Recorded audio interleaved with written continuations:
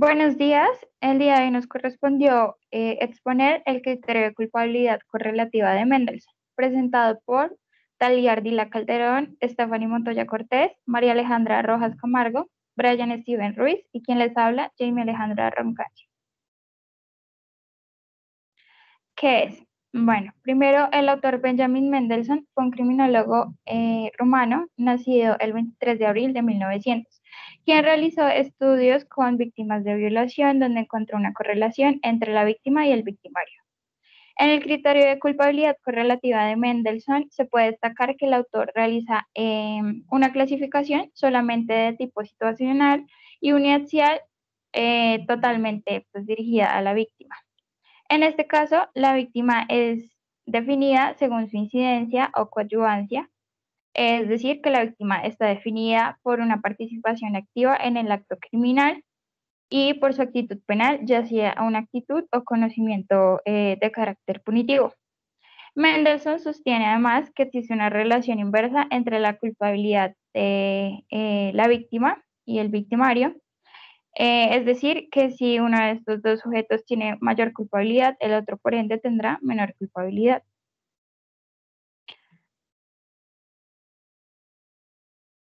Existen cuatro características principales donde se encuentra la interacción, en donde participa la interacción dinámica sustentada en la concepción de la víctima contribuyente. La segunda, donde se tienen en cuenta los diferentes grados de participación de la víctima en el acto pues, delictivo. La tercera, donde se tienen en cuenta las consideraciones sociales de la víctima como precipitadora del delito. Y la cuarta, las consideraciones personales, como son los prejuicios, creencias religiosas o culturales. De acuerdo a estas características, se establece una escala donde la cuota victimal de culpabilidad carece de expensa de la cual la cuota relativa al delincuente se impone en lo que el autor clasifica como el criterio de culpabilidad correlativa.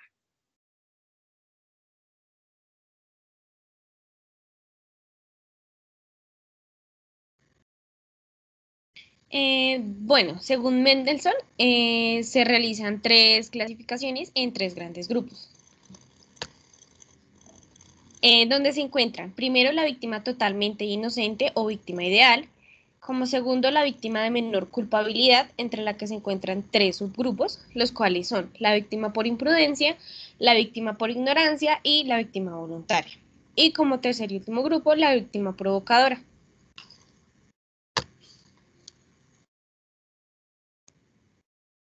La víctima totalmente inocente o víctima ideal. Es aquella que no presenta o no tiene pues muy poca conciencia de inteligencia sobre el acto delictivo y no presenta ninguna influencia en el proceso, por lo que no es culpable de la acción ni tampoco participa en la planeación del mismo.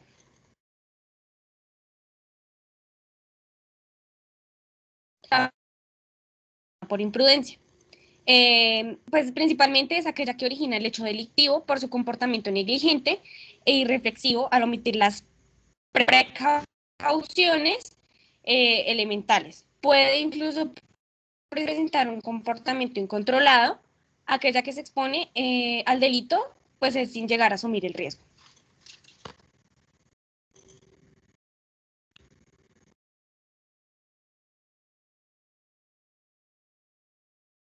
Bueno, continuamos con la víctima por ignorancia, la cual es aquella que provoca su propia victimización por un desconocimiento relevante de la situación de riesgo, facilitando la actuación del delincuente.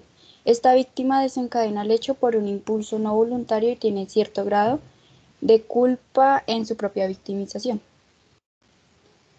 Víctima voluntaria. Es aquella que colabora y participa en la realización del delito, prestando su consentimiento al infractor. Se trata, por ejemplo, de la víctima de una inducción o cooperación al suicidio o eutanasia. Dentro de este tipo de víctimas están las víctimas que cometen el suicidio echándolo a suerte El suicidio por adhesión, que es el ya mencionado, la eutanasia, donde la víctima solicita ayuda para morir, y las parejas que pactan el suicidio. Por último está la víctima provocadora, que es aquella que incita al delito. Se trata de las víctimas de su propia provocación, ya que realizan una acción de inicio sin la cual el delito no se habría perpetrado. El delito surge como represalia o venganza por la previa intervención de la víctima. Bueno, tiempo después, Mendelssohn revisa su propia definición de victimología y culpabilidad y decide expandir su tipología. Mendelssohn mantuvo que la victimización se determina por contextos endógenos y externos, según Martínez.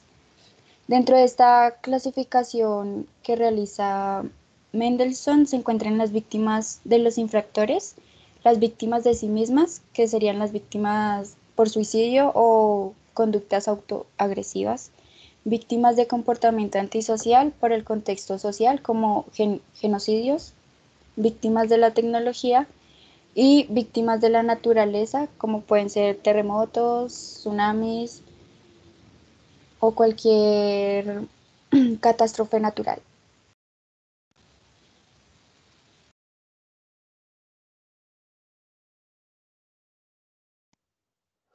Tipología. El autor establece que es una relación inversa entre la culpabilidad del agresor y la víctima, de tal modo que a mayor culpabilidad de uno, menor culpabilidad del otro. Esto lo dividió en tres grupos. El primero es el grupo de las denominadas inocentes, en cuyo caso deben ser imputadas en la integridad del infractor. El segundo grupo son las víctimas de menor culpabilidad. Estos son las víctimas por ignorancia, por imprudencia o víctima voluntaria. Estas, por su respectiva colaboración o incidencia participativa victimal, se les deberá implicar efectos reductores en la pena imponible al infractor. Y el tercer grupo es la víctima provocadora, en donde no cambiaría imponer una situación alguna al inculpado. Siguiente.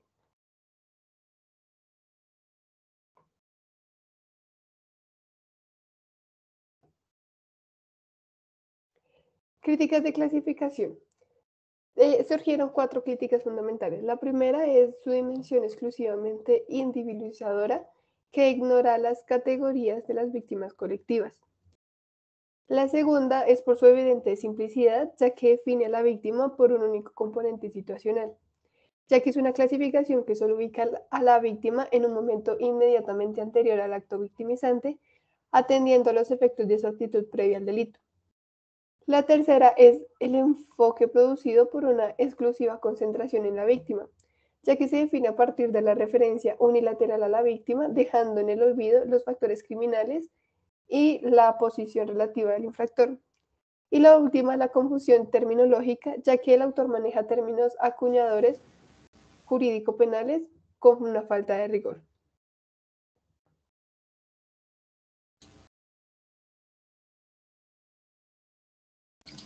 Vale, ya que para Mendelssohn las víctimas se crean a partir de algunas peculiaridades o rasgos comunes que poseen los perjudicados, se puede decir que estas estadísticas, bueno, o mejor dicho, rasgos, de ser erradicadas, el número de víctimas debería bajar, por no decir que debería disminuir.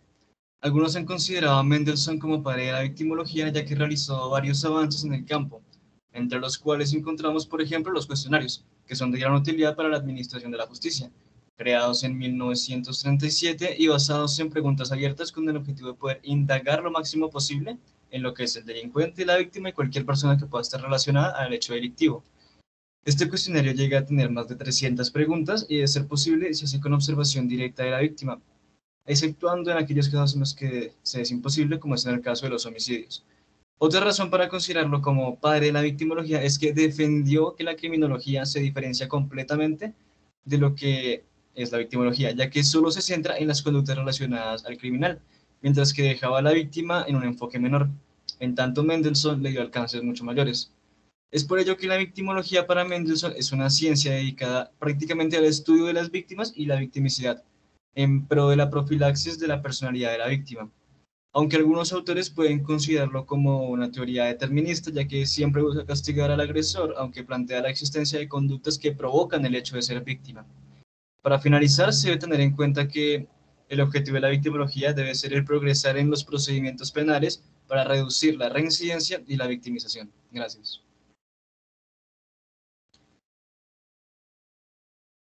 Para finalizar, tenemos las referencias y eso sería todo. Muchas gracias.